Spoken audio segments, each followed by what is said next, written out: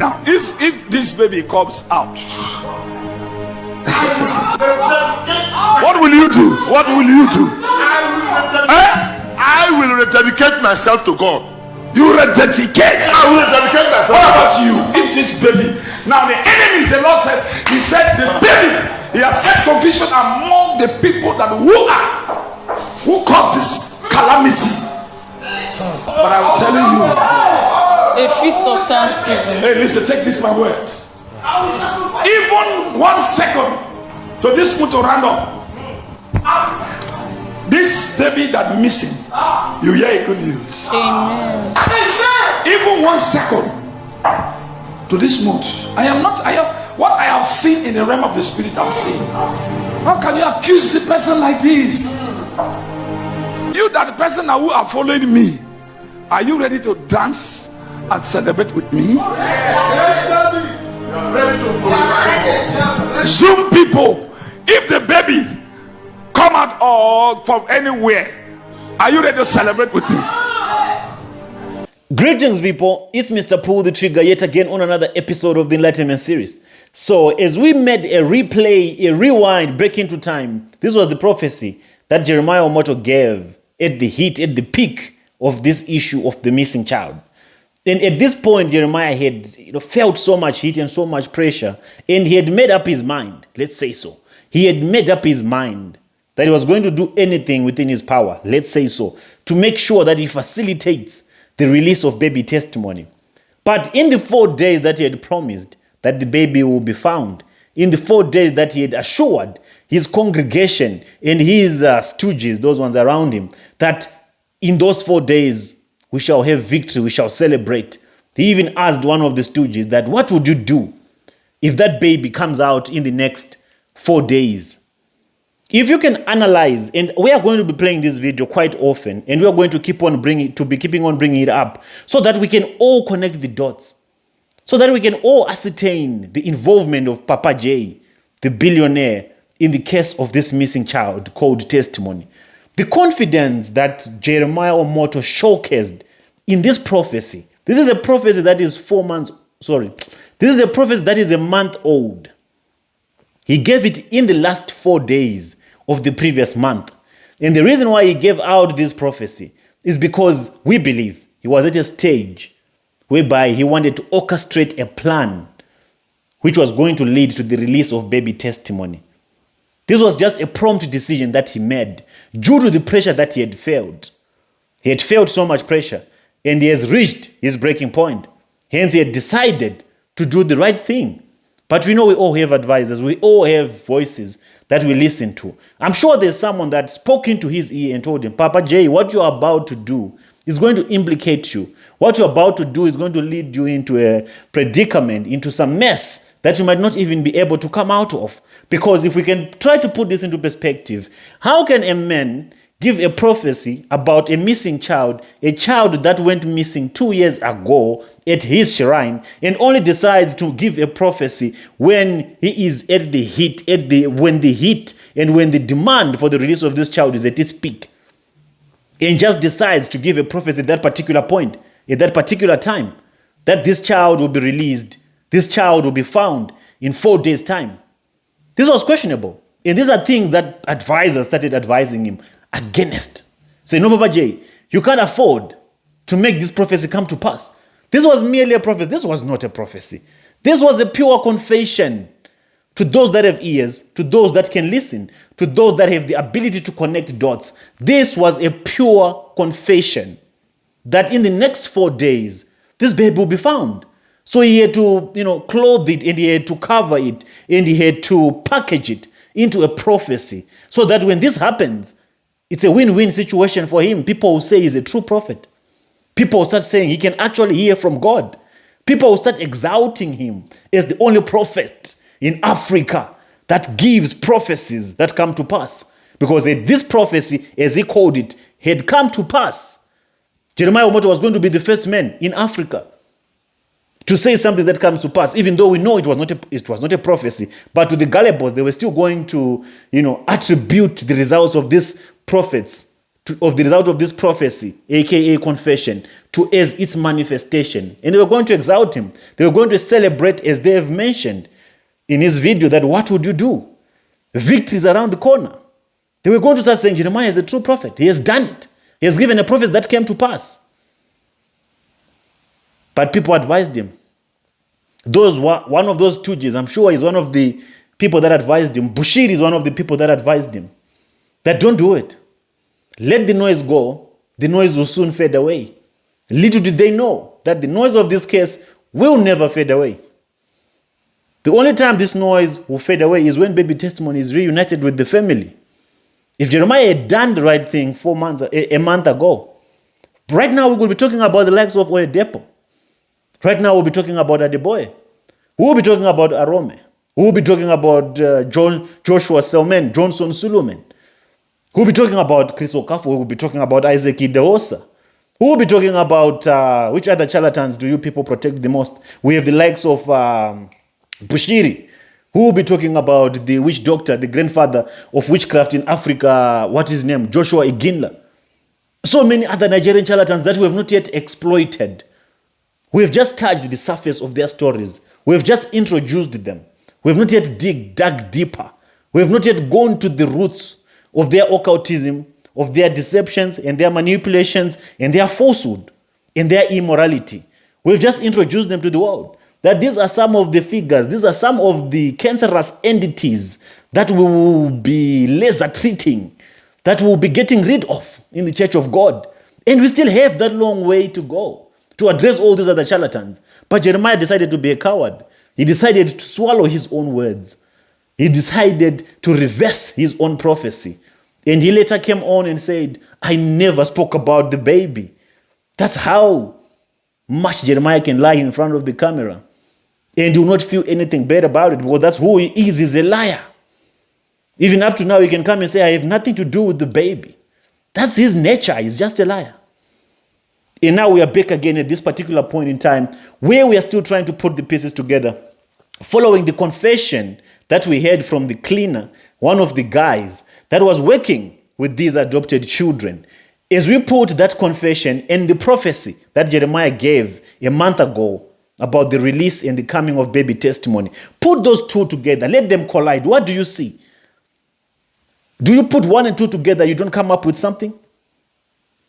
This gives us an idea that when this prophecy was made, Omoto knew something. Omoto knows something about the baby. It's a little bit tough and difficult at this stage for him to admit that he has at hand. He will never do that. It's going to raise eyebrows everywhere. It's a very hard decision for them to make right now, whether they should release the boy or not. But it's a decision that we will have to force upon them when push comes to shove. This is a hard decision that they will have to make at the end of the day. The sooner they make one of their own, the sooner they make Emmanuel Marcus a sacrificial lamb, the sooner they make him responsible for this whole thing, the better. Because that's where this is going. We gave them so many alternatives as to how they can release baby testimony. They could have dropped baby testimony anywhere where someone can recognize him. They could have just taken one woman from the streets, anyone, that was going to assume the responsibility and to be the one that was responsible for the abduction of this little baby. And they would have paid that woman a lot of money. Because to them, these people, it's about money. Everything around these people, it's about money. They could have just sacrificed few millions, 100 million naira, give that woman, listen, you're going to go to prison for a crime that you did not commit. All you have to do is to admit that you are the one who had this child. They could have done that. Because the longer they prolong releasing this baby, the deeper their ship is sinking, because the world is watching and everybody is expecting and everybody is waiting. The confirmation that testimony is alive, we have it. And more information as to how these kids are treated, where these kids probably are, and the whole process of how these kids get to be abducted and the hotspots for these abductions is still yet to come. Still here to present it to you. But everything we take one step at a time. We have all the time. If it takes 10 years for us to fix this puzzle, then let it be. If it takes 20 years, then let it be. We free testimony, we free all. So Jeremiah, he could have just done the right thing. He could have just used money the same way he uses money. because they worship the god of Mammon. I don't know why their God does not allow them to release money where they should release money for the good. The only time they worship him is when they want to take money from people. Everything around these people, it's about money. The reason why they abduct these children is because they want to make more money. That's why whenever they are being exposed, do you hear them saying that these people are blackmailers? They want to extort us money. They are very sensitive. No, they want to extort us money. They are blackmailers. Okay, even if we blackmail them, these are criminals. They've been blackmailing other people for the longest time. If there are people that can go and blackmail these charlatans, the better. If there are 419s that can go and play 419s around these charlatans, the better. Because these are criminals. Their wealth needs to be redistributed. It needs to be taken back to the people, to the righteous, to where it belongs. So this is where we are. The prophecy that was given was cancelled. It was nullified. It was frozen. And the man came back again and said, no, I only spoke about confusion. How do you make your prophecy in front of the camera and then you swallow the words, the same prophecy that you gave, and you say, I didn't mean it that way? You meant it that way. We've just played the footage. Let's play it again so that most of you can actually put the dots together, whether he meant or whether he was talking about the missing child or not. I want you to investigate the confidence that he was showcasing. This is not a prophecy or a confession that is coming from a prophet who does not know what he's talking about. He knew exactly what he was talking about. He knew it. But then he did the cost-benefit analysis and then he thought that this might lead him into trouble. He thought everything might end up pointing at him. But still, the time is running out. He still has to be held accountable and answerable as to what happened to the baby, as to what transpired on this fateful day. Who were these two women? Why did Marcus do what he did to Ruth Matthew? What role did Juliet play? And Jeremiah, where were you? Why didn't you question these people when this happened? Why didn't you release the footage to the police? Why did you protect all these culprits? Why did you have to go an extra mile to make the police change their statements and turn against Ruth? Those are all questions that he cannot answer. That's why he can't answer to this case. Because every answer that he gives is likely to implicate him in almost every end. At each and every juncture of his response, you implicate himself, so you'd rather remain silent. But the best thing for Jeremiah to do right now is to release baby testimony. And then we walk away from this subject. In case you missed the prophecy, in case you missed these actual words, what he said, I want you to listen to it again. Just for confirmation that what this man was talking about is what he meant. He was not playing around. He was not mixing and mincing his words. He knew exactly what he was talking about. Listen to him. And he even asked that Jagaban, that what would you do if that baby comes out from anyway? What is anyway? Where is anyway? Is there a location called anyway? He knows the location where this baby was coming from. But he just had to say anyway. Where is anyway, Jeremiah Omoto? Where is anyway? If that baby comes out from anyway, what would you do? And that charlatan said, I would rededicate my life to God. Because the Jagaban might not know that the father is involved, in this, abduction syndicate. He might not know. But I doubt all these people that are close to Omoto, they know everything.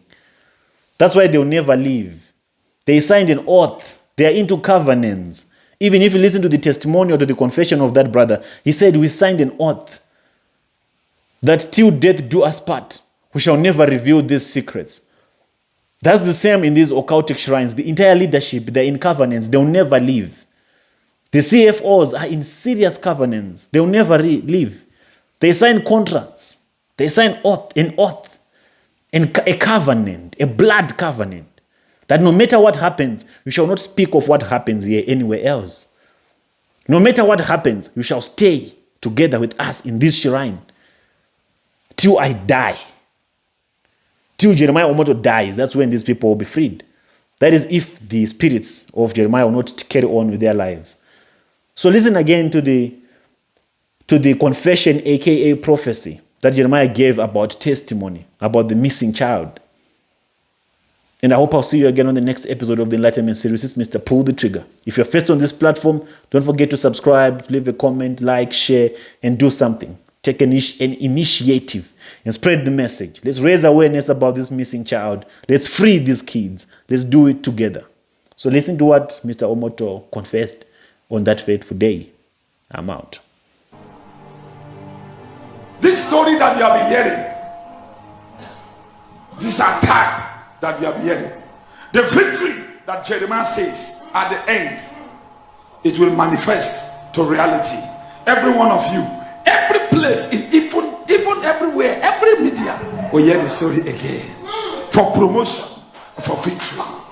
Before, that's what the Lord said. Simple. There are people that who have been existing like Moses are still in the world, but you don't know. Prophecy. I don't prophesy like that anyhow. Once I say prophecy, I hear from God. Now, if this baby comes out, what will you do? What will you do? I will rededicate myself to God. You rededicate. I will rededicate myself. What about you? If this baby, now the enemies, the Lord said, He said the baby, He has set confusion among the people that who caused this calamity.